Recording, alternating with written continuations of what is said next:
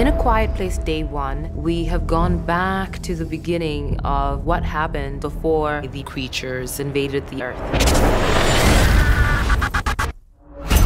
We meet Samira, who is on a day trip to New York when they arrive.